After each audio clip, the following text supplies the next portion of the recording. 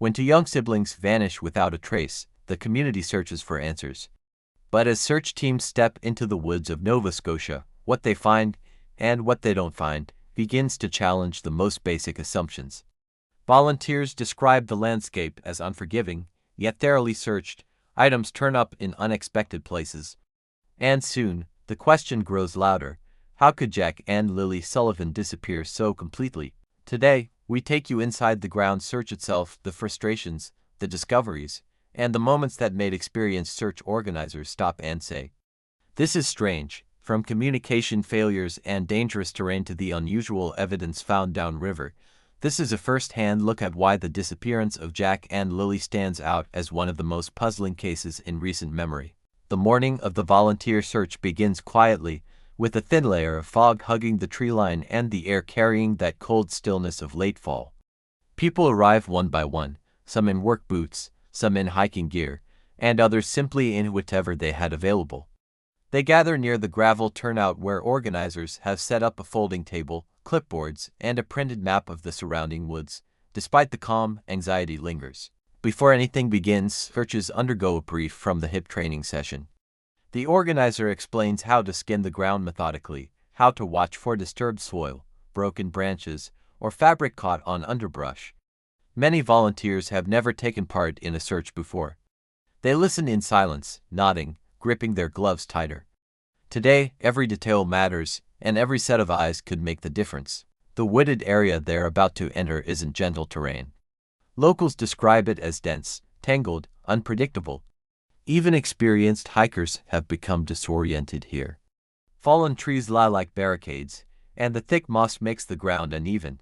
Streams cut across paths unexpectedly. Volunteers realize quickly that merely walking in a straight line will be far more difficult than they thought. The weight of the task begins to settle in. Each person signs in, marking their names and phone numbers in case of emergency. The team leader assigns 6 search groups, each paired with someone familiar with the land. Cold breath clouds the air as groups gather in circles to receive instructions. The priority is clear: stay safe, stay together, and search with purpose. No one wants to imagine finding something tragic, but they push those thoughts aside. A laminated map sits on the table, edges frayed from days of handling.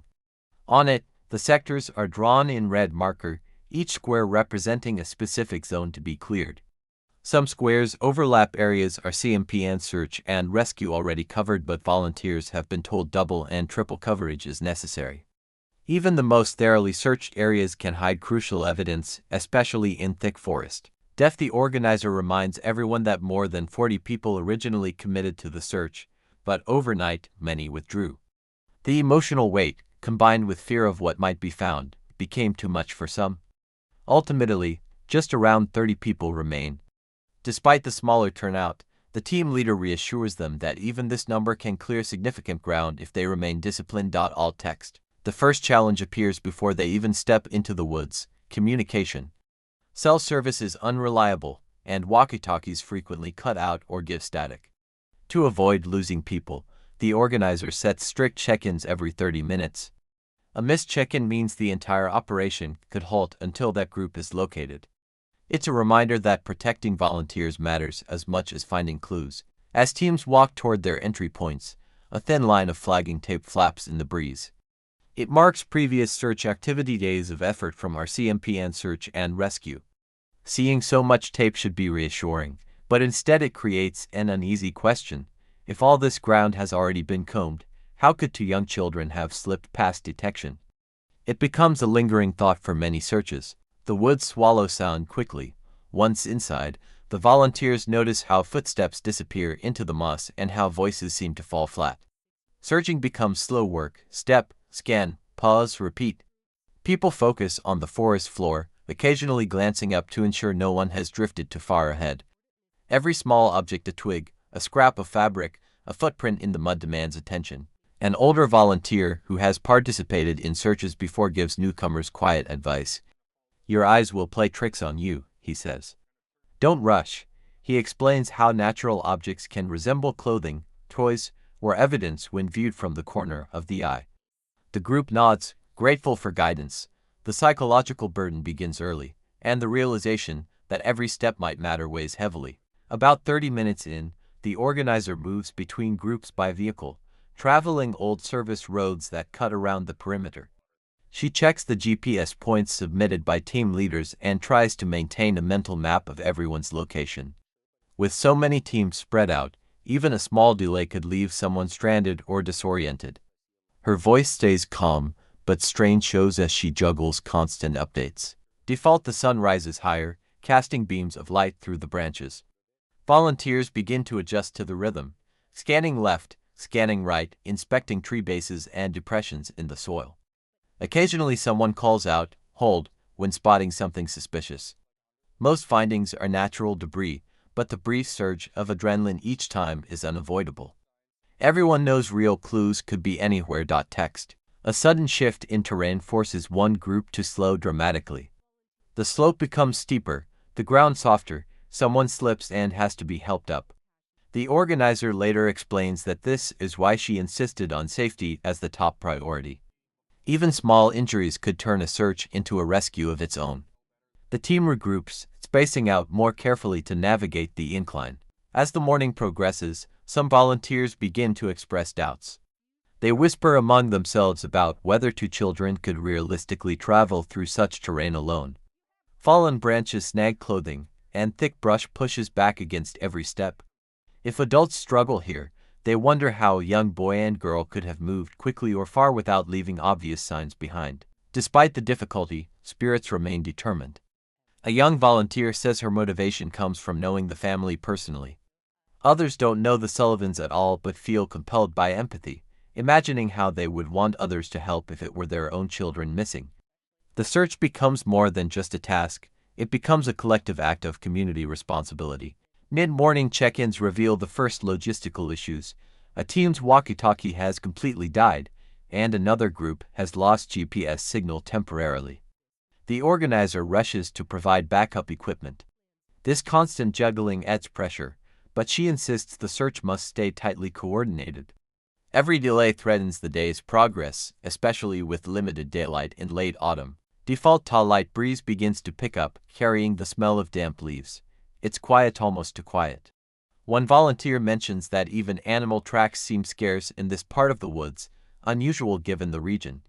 The absence of activity adds to the eerie mood. The forest feels still, watching, holding on to its secrets. Ext. After several hours, the first signs of fatigue emerge, footsteps slow.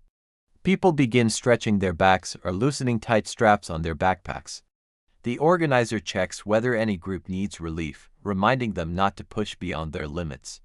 Though everyone wants to cover as much ground as possible, exhaustion leads to mistakes, missed clues, twisted ankles, poor judgment.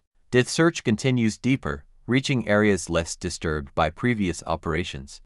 Here, underbrush grows thicker, and natural obstacles increase. Some volunteers use sticks to part vines and briars. They remain silent except for occasional radio calls. Even without tangible discoveries, the atmosphere grows heavier. The sheer absence of clues begins to feel like a clue itself. Fault text. By midday, volunteers reach the boundaries of their assigned sectors. The organizer marks cleared zones on her map, knowing this represents only a fraction of the land ahead. Still, every completed grid brings them one step closer to answers. Though the morning has yielded no definitive finds, the team remains committed.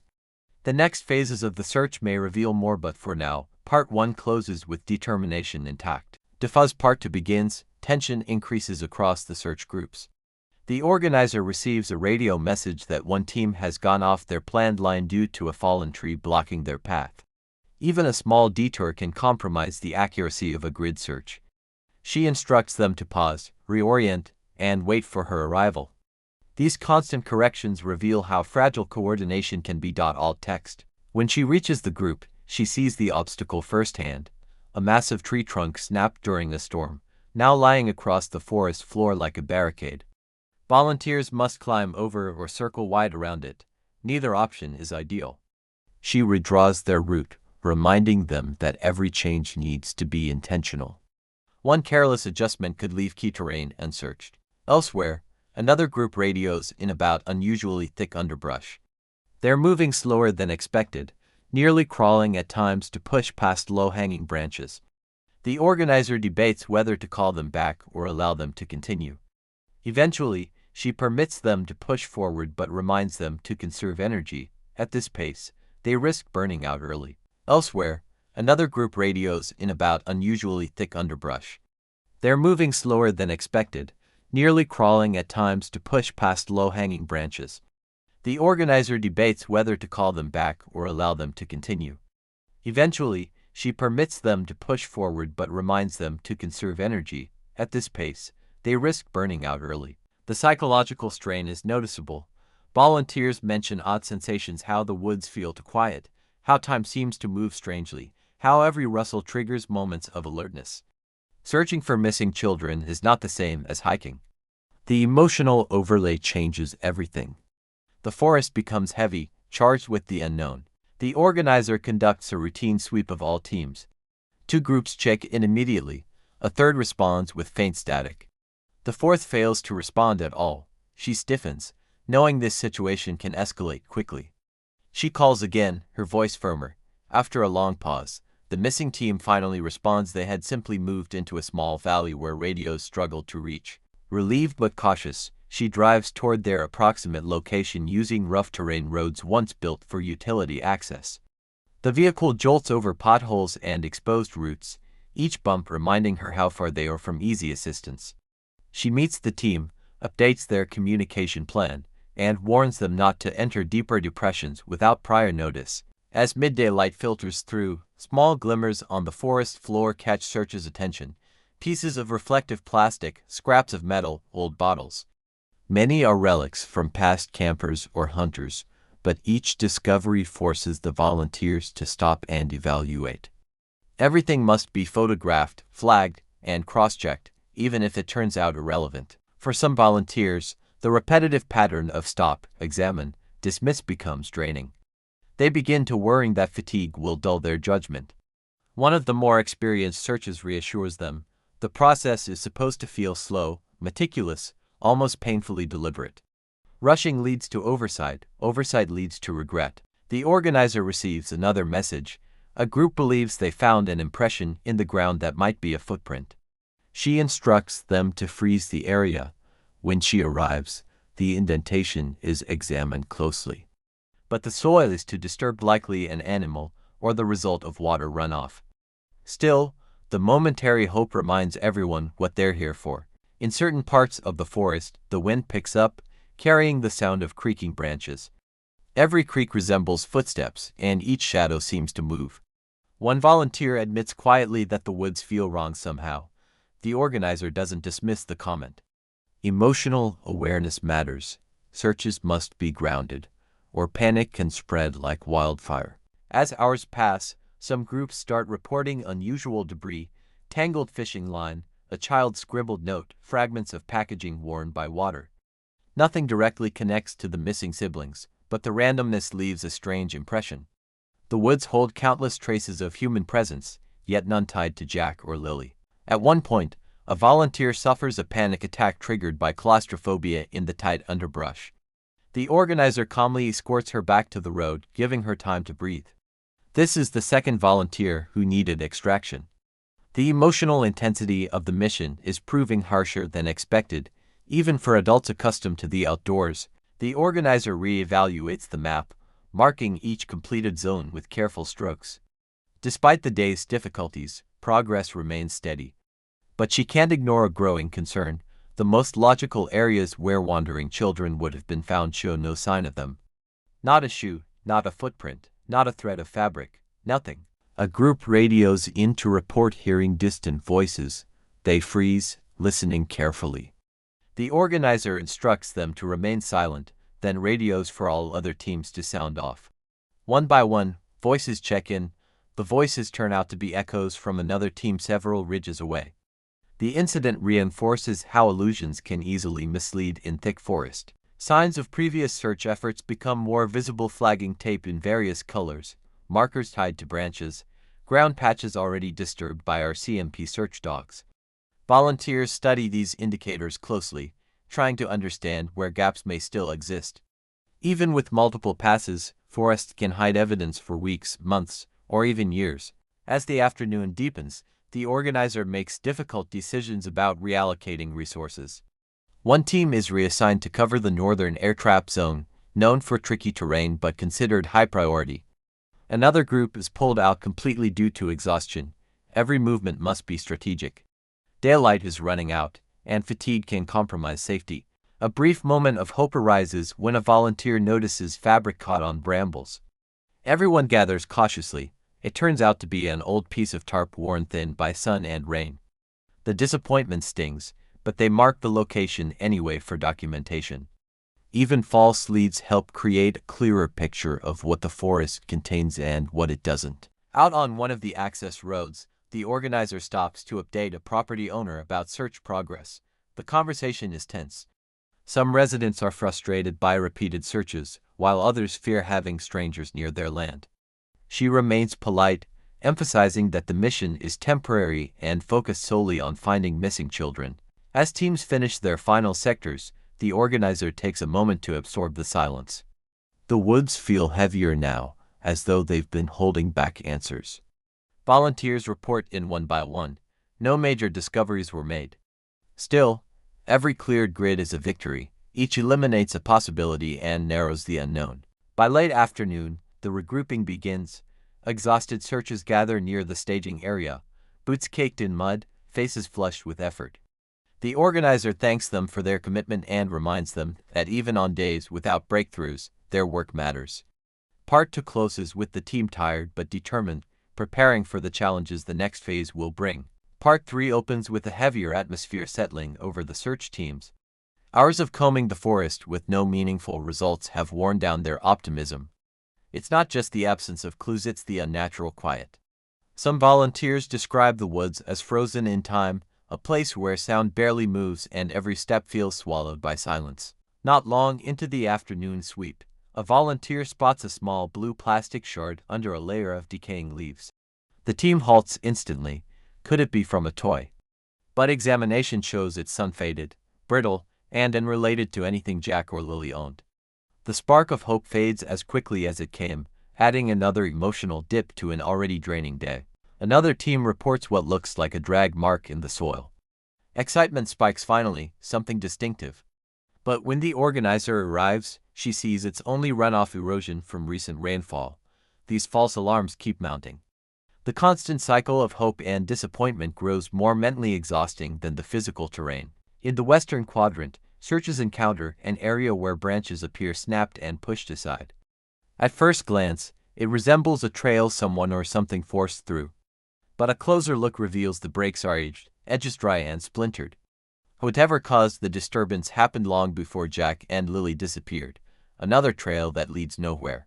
A team near the riverside notices unusually loud water movement. When they reach the bank, they find the soil eroded, exposing debris trapped under roots, an old cloth scrap, weathered papers, bits of rope. It forces the unsettling thought, what else could water have carried this way? Even if unrelated, the scene raises uncomfortable possibilities. A volunteer gasps as he believes he's found a small footprint near the mudline. Hearts quicken. But a flashlight reveals only the circular imprint of water swirling against soft earth. Another near miss. The team marks the spot anyway, documenting each detail. The emotional fluctuations become increasingly difficult to navigate. Deeper in the woods, a different group stumbles upon the most intriguing object so far, a small wooden box lodged between two stones, clearly carried by water. Inside are several slips of paper with unfamiliar names. None belong to the Sullivan family, but the box's condition and placement make everyone pause. It's odd to ignore. What troubles the organizer most is not the box itself, but where it was found downriver, far beyond where the children could reasonably have reached. How did something with people's names end up lodged here? Was it discarded upstream? Did someone throw it intentionally? RCMP is notified immediately, recognizing the potential relevance. Whispers run through the groups. Volunteers admit they can't shake the feeling that something is off about the entire area. The forest seems full of random remnants from strangers, yet completely devoid of anything from the two missing children. The imbalance feels wrong, like pieces of a puzzle that don't belong to the same picture. As daylight thins, teams switch to flashlights. Beams cut through the underbrush, illuminating wet leaves and shadows that shift unpredictably. With every glance, the woods seem to hold more secrets. This section of forest is particularly dense, and each footstep demands careful focus. It feels like searching through a maze built to obscure. One group reaches a marshy patch where footprints should easily register. If Jack and Lily had wandered here, their tracks would remain visible. But the surface is untouched, smooth except for faint animal prints. The absence of human signs adds another layer of confusion. How could two children leave nothing behind in such receptive ground? Meanwhile, the organizer keeps racing between groups, documenting every find and marking each completed zone. With each area she visits, her concern grows. She sees firsthand how thoroughly RCMP and search and rescue combed these woods in the early days. The sheer amount of flagging tape is overwhelming. Near one ridge, she pauses in front of a long line of fluorescent tape snapping softly in the breeze. These markers represent professional sweeps, dog teams, grid searches, technical clearances. They're everywhere, hundreds of them. The organizer quietly admits to herself that there is no universe where children pass through a place this heavily examined without leaving a trace. Volunteers begin voicing similar doubts. They discuss the terrain, toppled logs blocking natural paths, thorny brush snagging even adult clothing, steep inclines that challenge grown men. If adults struggle this much, how could two young siblings travel fast, far, or unnoticed? No one says it outright, but everyone is thinking the same question. A sudden crash echoes from deep in the woods. The entire group freezes, breath held. After a tense moment, they realize it's just a fallen branch. But the moment leaves a mark reminding them how unnerving the environment becomes when mixed with fear, exhaustion, and uncertainty.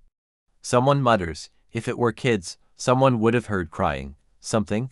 Two volunteers reach their emotional limit and request extraction. Anxiety, dread of finding something tragic, and hours of unrelenting intensity finally break through. The organizer guides them back to the main road, reassuring them that stepping away is not failure. This search demands psychological endurance few people truly expect. Returning to the riverbank, the organizer studies the slow-moving water. It's deep enough to transport objects over long distances. She considers the items found earlier, the box, the scraps, the odd debris. None of it belongs to the children, yet all appear out of place. They raise more questions than answers. A nearby team finished its sector with a troubling report. Nothing. Not a shoe, not cloth, not a single disturbance that suggests two children ever walked there. For an area as large as this one, the absence of any trace is statistically unusual. It's as if the forest has erased the very possibility that Jack and Lily ever entered it. As the last rays disappear beneath the tree canopy, the organizer calls an end to the search for the day. She radios each team, instructing them to head back along their designated exit routes. Her voice remains professional, but there's a strain beneath it. Today's findings or lack thereof have shaken her confidence in the wandering theory. Driving back along the narrow access road, she speaks candidly to a seasoned volunteer beside her. "I don't understand," she admits. After walking the terrain herself and seeing the layers of previous search work, she can no longer easily accept the idea that the children simply wandered off. Not impossible, but increasingly difficult to believe after what the team witnessed today. Part 4 begins as the teams prepare for another intensive sweep. The organizer reviews notes from the day before, circling areas that still feel unresolved. Though many sectors were technically cleared, intuition tells her they deserve a second look.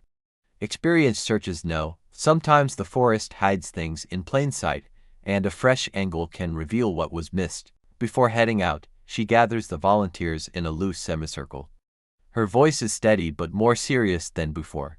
She explains that today's focus is on reevaluating zones near the river, ridgelines, and any transition areas where someone, child or adult, might naturally pause or change direction.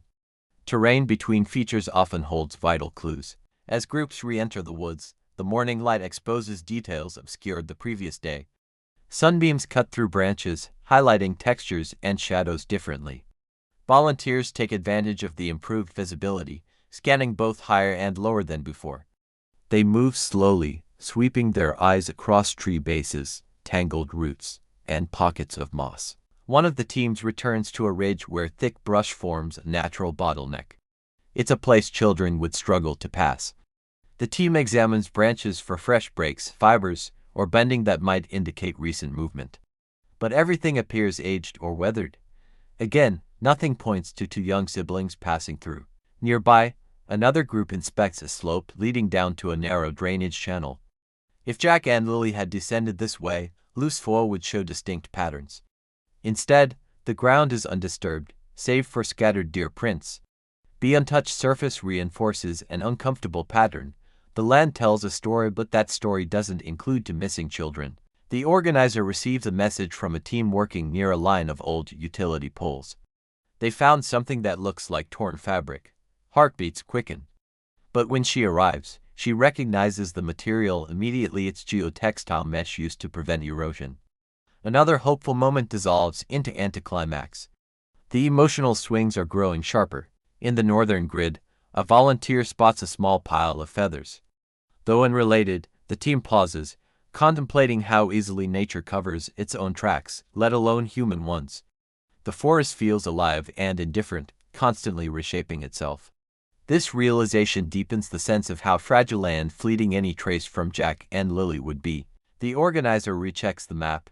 Several property lines run close to key search areas, and she decides to revisit homeowners who previously expressed concerns. Clear communication is essential. The last thing the team needs is conflict. She approaches each residence respectfully, explaining which areas need revisiting and why. Most owners cooperate, some reluctantly, others compassionately. As she returns to her vehicle, she reflects on the scale of professional searches already conducted here. Days of helicopter sweeps, drone flights, canine units, thermal imaging, all completed in the initial stages of the investigation. The absence of results begins to feel statistically improbable. She can't shake the thought, something isn't aligning. Back in the woods, a team approaches a cluster of exposed roots where debris often collects. They sift through leaves and mud carefully, hoping for fabric, rubber, or metal, anything recognizable. But the material they find is all decayed: a rusted bottle cap, plastic film, an old shoelace. No color, no markings, nothing belonging to two children aged 6 and 4.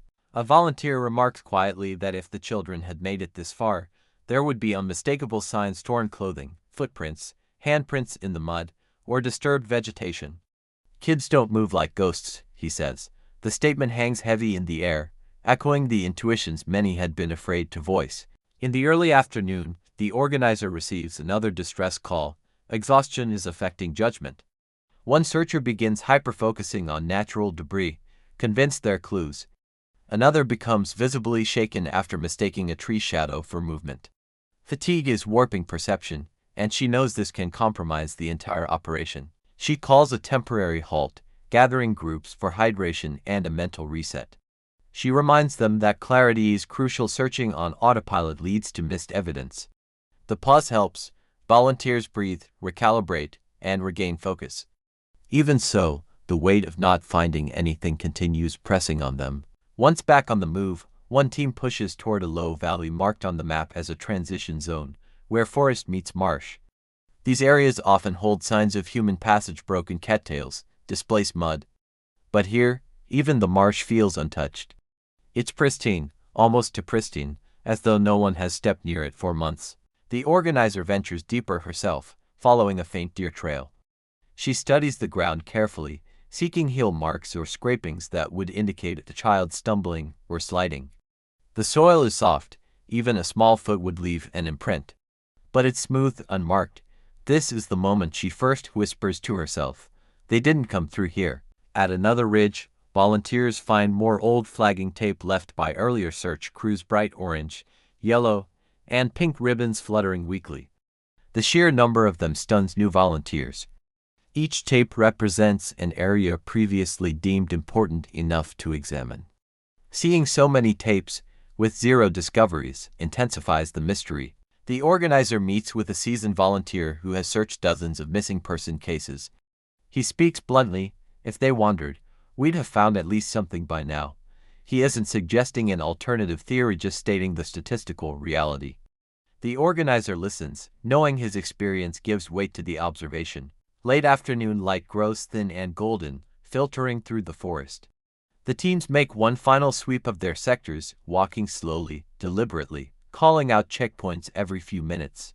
Even now, no fabric, no toys, no footprints, no discarded items appear. The silence of the forest begins to feel like an answer in itself. Finally, the organizer calls for extraction. Groups emerge from the tree line one by one, tired, muddy, mentally drained. The air is thick with a mixture of frustration and disbelief.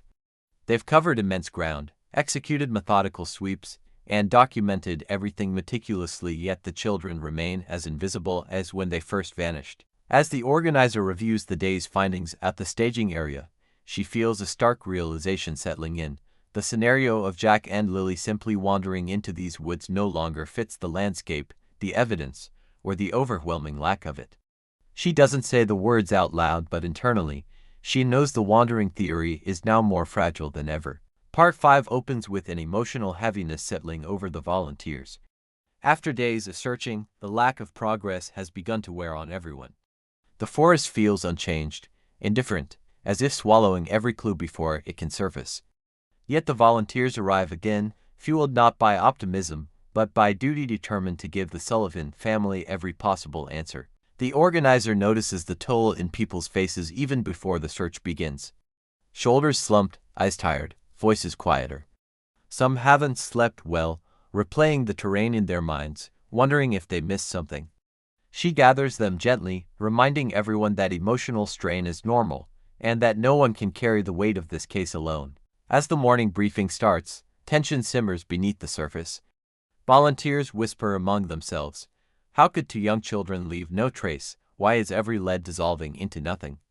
Their questions reflect a growing unease, a sense that they are searching for something the forest simply refuses to reveal. During the gear check, one volunteer's hands tremble slightly as he laces his boots. He admits he's afraid of what they might find or what they might never find. The organizer reassures him calmly, explaining that fear is not weakness but an expected response when searching for missing children. The honesty helps others exhale their own hidden fears. Teams move toward their assigned areas with a kind of quiet resilience.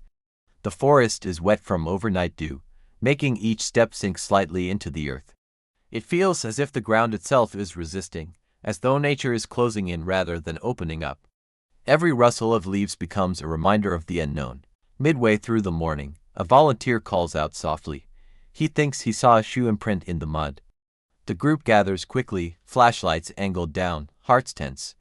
But again, the mark is irregular, a partial deer track merging with runoff patterns. Another emotional spike, another plunge. The organizer documents it but offers no false comfort. As fatigue deepens, tempers flare subtly. Two volunteers disagree about whether to double back on a patch of moss. Their voices rise before they catch themselves. The organizer intervenes gently, reminding them that stress distorts judgment. The disagreement dissolves, but the moment exposes how close to exhaustion everyone has drifted. At one point, a volunteer breaks down quietly behind a cluster of trees. The enormity of searching for two missing children overwhelms her. Another volunteer stays with her, offering support while keeping an eye on the time. The organizer later brings them water, understanding that emotional collapse is as real as physical injury in operations like this. In the thickest part of the woods, the silence becomes oppressive. It's not the peaceful kind of quiet, it's a suffocating stillness, a silence that feels unnatural. Volunteers comment that even birds seem absent. The forest feels suspended, and the psychological weight of moving through it grows heavier with every hour. One experienced searcher reflects aloud that he's worked cases where children wandered, toddlers found near ponds, older kids found on trails, but in every scenario, evidence appeared early. A shoe dropped, a sock lost, a broken twig in the right direction. Kids leave breadcrumbs, even when they don't mean to, he says. But here, nothing.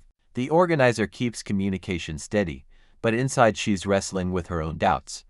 She knows the volunteers look to her for direction, clarity, and steadiness. Yet every new pass through the forest reinforces her belief that something about this disappearance doesn't align with the landscape or the probability of children wandering. During a brief rest stop, volunteers remove their gloves and sit on overturned logs. Some stare into the distance, others scribble notes or recheck photos. Conversations are quiet, heavy, introspective. A few admit they're terrified that winter will bury answers forever, preserving the mystery instead of the children.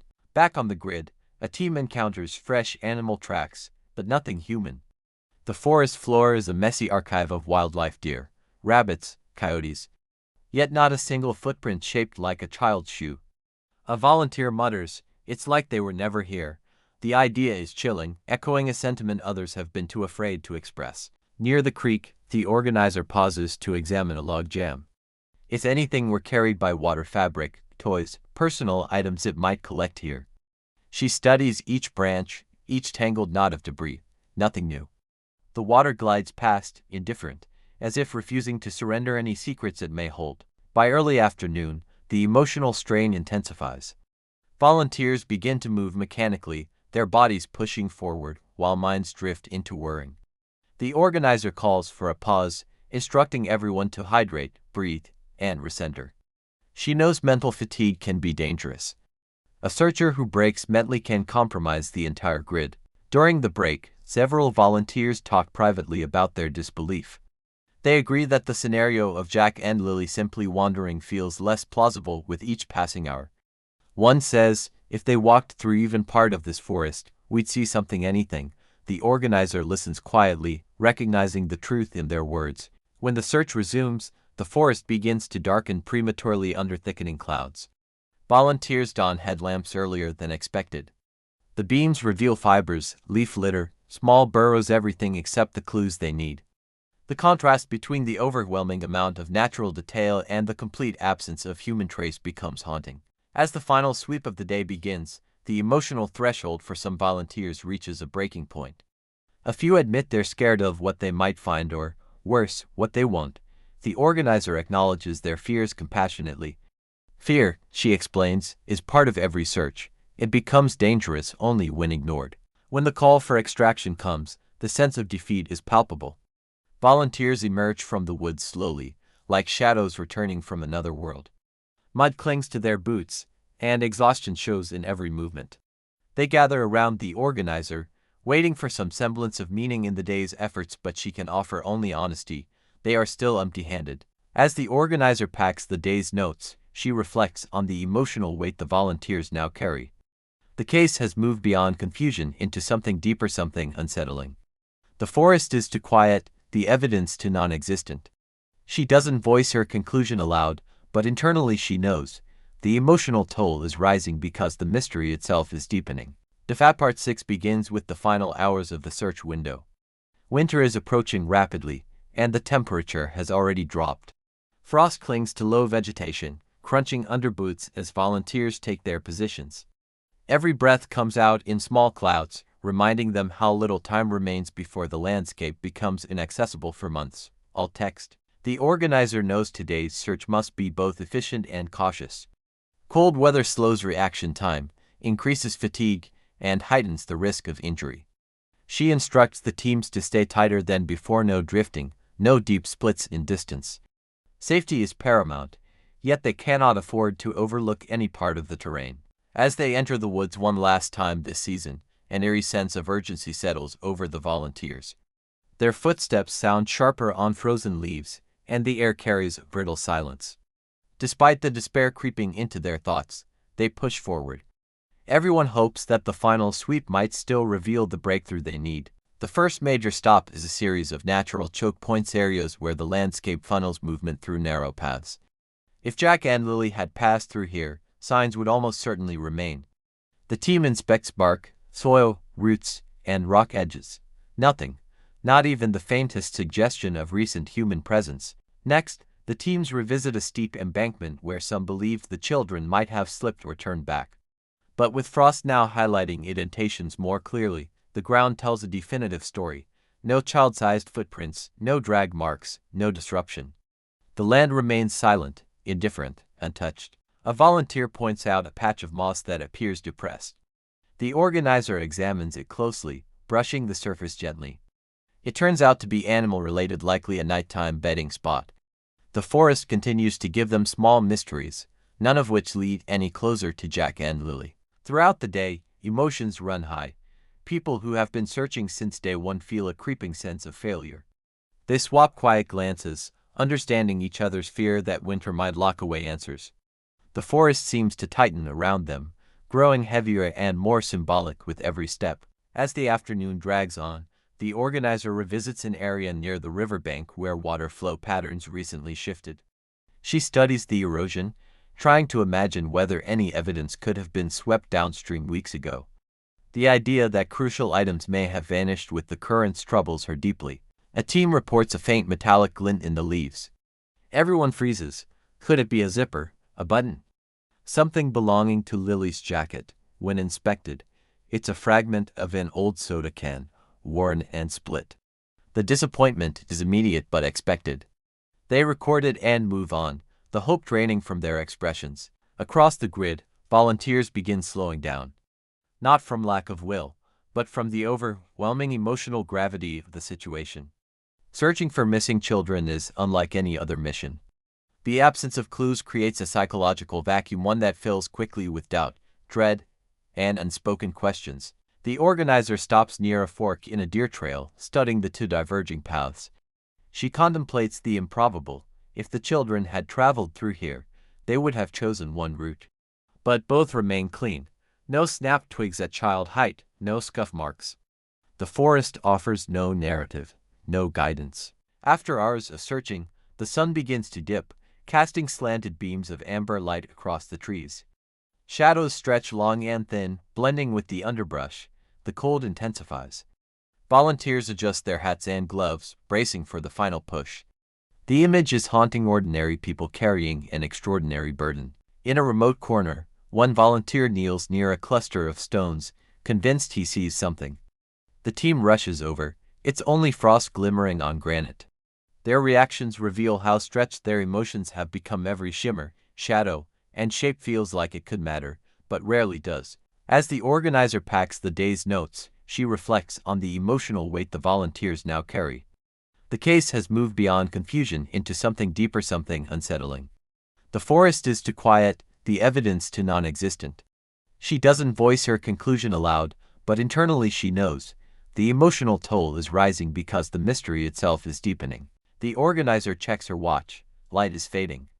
She instructs all teams to converge toward the final sector, a tangled area of roots, fallen logs, and dense brush. If any place in the forest could hide evidence, it would be here. The group moves slowly but with renewed determination, knowing this is their last opportunity before winter dictates a months-long pause. In the dense thicket, volunteers lift branches, examine hollow logs, and peer into ground depressions. They take turns shining lights into tight spaces. Small animal burrows, insects, and decayed plant matter appear. Everything nature produces, nothing human. It becomes harder and harder to reconcile the total lack of evidence with the wandering theory. A final call echoes through the woods, an instruction to complete the grid and begin extraction. Some linger a moment longer, staring into the shadows, reluctant to accept another day ending with no answers. But continuing after dark is too dangerous. Slowly, they turn back toward the main trail. As they walk out, the forest grows darker behind them.